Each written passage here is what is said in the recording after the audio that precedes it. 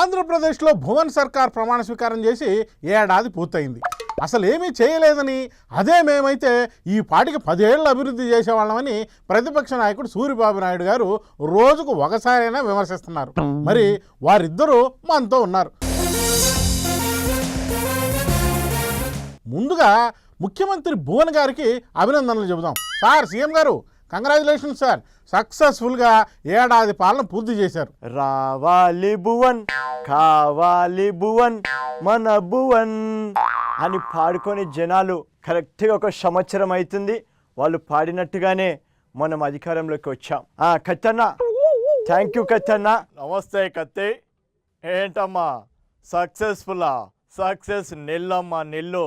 Day 1 నుంచి ఏ మాట చెప్తున్నాను నేను. మన ఇంటి ముందు ప్రజావేదిక కూల్చివేత నుంచి వీళ్ళు నిల్లు ప్రారంభమైంది. అసలు నేను ఇలాంటి చర్చలకు వచ్చే మనిషిని కాను. మనదంతా చేతుల ప్రభుత్వమే తప్ప మాటల ప్రభుత్వము కాదు. ఈ గారడీలు, గ్రాఫిక్లు, టెక్నిక్లు మాకు తెలియవన్నా. మమ్మల్ని నిల్లు నిల్లు అంటూ రోజు రోజుకి ఆయనే నిల్లు అయిపోతా ఉన్నారన్న. ఏడాదిలో చాలామంది ఎమ్మెల్యేలు ఈయన్ని వదిలించుకున్నారు, ఇంకొందరు వదిలించుకోవాలని చూస్తా ఉన్నారన్న. ఏ భువన్, పెద్ద కథలు ఏదేమనుకుంటా ఉన్నావు? పిచ్చగా ఉందా? ఏం మాట్లాడుతా ఉన్నావు? మా ఎమ్మెల్యేలకు వేరు గాలం వేసి వాళ్ళంతా వాళ్ళే వచ్చినట్టుగా చెప్పుకుంటా ఉన్నారు. అయ్యా ఇలా డైరెక్ట్గా చర్చలోకి వచ్చేస్తారనుకోలేదయ్యా. అసలు ప్రజాస్వామ్యం మీద గౌరవం ఉందా అని అడుగుతా ఉన్నాను. ఉంటే ప్రజావేదిక కూల్చేస్తారా? అక్రమ కట్టడాలు ఏవైనా సరే, ప్రజావేదిక ఏమిటి, వైట్ హౌస్ అయినా సరే కూల్చేసి తీరుతాం. అవినీతి చేసే వాళ్ళని ఏ ఒక్కరిని క్షమించే ప్రసక్తే లేదు. దేన్ని అవినీతి కేంద్రీకరణ అంటారు. సెంట్రలైజ్ చేయడం అంటే వారు మాత్రమే అవినీతి చేయాలి, మిగిలిన వాళ్ళందరూ నిజాయితీగా ఉండాలి. ఆయన ఏం మాట్లాడుతున్నారో విన్నారా? వైట్ హౌస్ వేటినైనా కూల్చేస్తారంట. ఏం మాట్లాడుతున్నారండి? అవన్నీ అక్రమ కట్టడాలని ఏ నెల డిసైడ్ చేస్తారండి? ఈ ఏడాది పాలనలో చాలా నేర్చుకున్నానన్న. ఇసుక మాఫియాను కట్టడి చేయడంతో మొదలుపెట్టి మద్యం అక్రమ వ్యాపారాన్ని నిరోధించడం, రాజధాని భూదందాల మీద ఆరా తీయటం, రివర్స్ టెండరింగులు, ఇలా చెప్పుకుంటూ పోతే చాలా ఉన్నాయి. అవన్నీ కూడా తమ వాళ్ళకి కట్టబెట్టుకోవడానికి, పక్కోళ్ళ నోట్లో మట్టి కొట్టి వాళ్ళ ఆర్థిక మూలాల మీద దెబ్బ కొట్టడానికి చేసిన పనులే తప్ప ప్రజల కోసం చేసినవి మాత్రం కానే కాదు తమ్ముడు.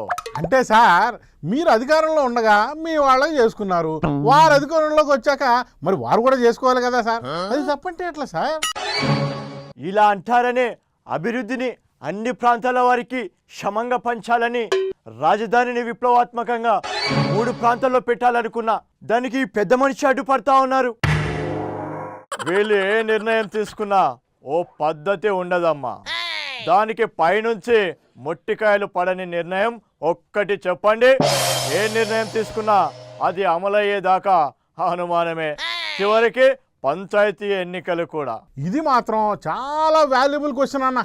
దాదాపు అందరూ దీని గురించే మాట్లాడుకుంటున్నారు. ఈ పెద్ద మనిషి 40 years ఇండస్ట్రీ అంటాడు. ఈ పెద్ద మనిషికి కుట్రలు చేయడం, వెన్నుపోట్లు పొడవడం ఈయనకి కొత్తేం కాదు. ప్రభుత్వానికి తలనొప్పులు తీసుకురావడానికి ప్రయత్నిస్తుండడం అంటే ఎంత దుర్మార్గమో ఆలోచన చేయండి. చూస్తూ ఉండండి, 4 ఏళ్ల తర్వాత ఎవరు ఎక్కడ ఉంటారో ప్రజలే తీర్పిస్తారు. చూసుకుందామంటే చూసుకుందాం. ఎవరి దమ్మెంతుందో తేల్చుకుందాం. ప్లేస్ నువ్వు చెప్పినా సరే, నన్ను చెప్పమన్నా సరే. ఏ భువన్, చూసుకుందాం. ఏమనుకుంటావును? సార్లు ప్రతిజ్ఞలు వద్దండి. జనానికి అప్పటికి ఎవరి మీద గురి కుదిరితే వాళ్ళకు గుద్దేస్తారు ఓట్లు. కనుక వారిని మెప్పించే పనిలో పడండి, వెళ్ళండి. ఉంటాను కత్తన్న. ఉంటాను తమ్ముడు, వస్తాను.